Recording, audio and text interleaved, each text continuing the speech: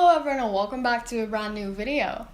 Breeding is going to be starting today. It is week 6 of the eclipse season, which means we are getting wave 2. In wave 2 we are getting a legendary dark warrior, Omeros, but the subject of this video is Sola, the new defensive rider. She has stunning artwork, and in the background you can see her stats. But the real star of the show for her is the construction rider reduction bonus thing. She gives 14%, which is now officially the highest reduction in the entire game compared to the old 12%.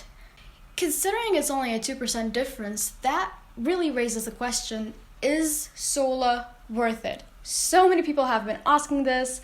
And if you know me well enough by now, you know that I'm just gonna break it down with numbers. So I'm here to do just that. I have charts, I have everything. So let's take a look at it.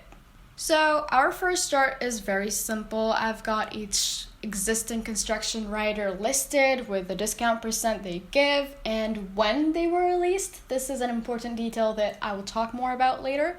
Lastly, I have a column that shows the extra savings you get per 1,000 days you spend upgrading stuff using Sola compared to whatever previous rider you used to use.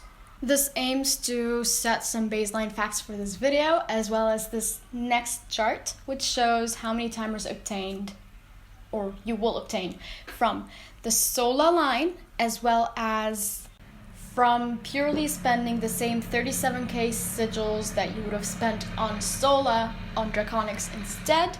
And the third column shows how many you would get if you hadn't planned to get the festive, where it assumes you'd spend 18,750 sigils on the festive line first and then spend on Draconics. Below the chart I have the assumptions that I made for this chart.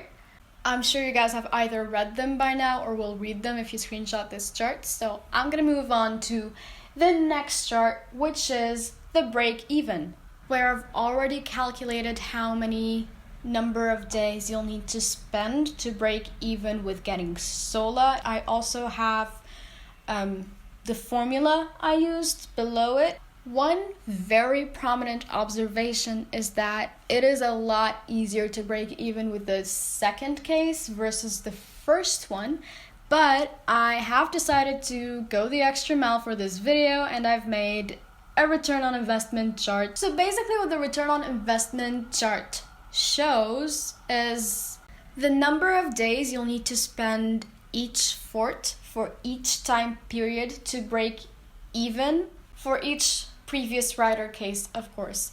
Here is where the release date section that I put in my first chart comes in. These are long time periods. So here's where an assumption comes in.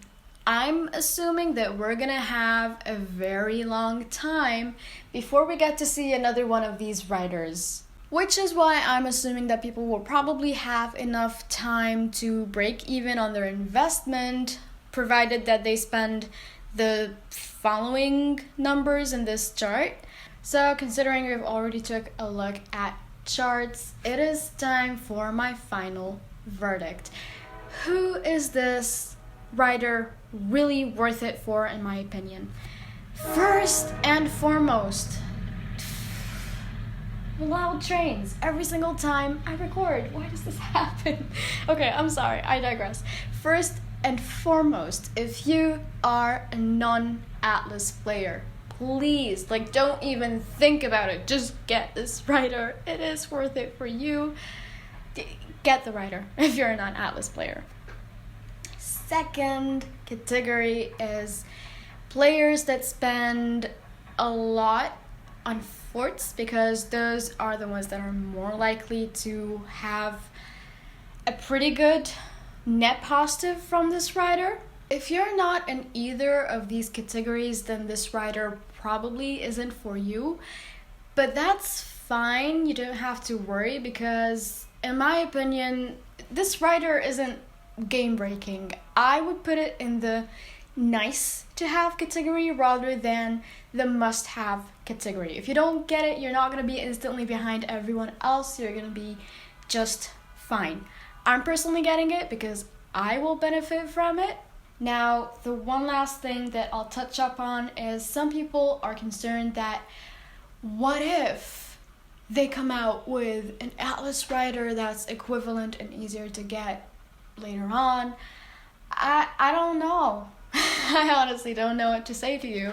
So, yeah, I agree, this is a gamble. I don't know what's the right or wrong answer for this. There isn't one. It's up to each individual to decide. But yeah, that's it for this video. I hope you guys found this helpful. And if you like what you see, please leave a thumbs up, subscribe, spread this video all around. Let me know what you thought down below. And yeah, I hope everyone is doing well. Stay safe, fly high. I'll see you guys in the next video.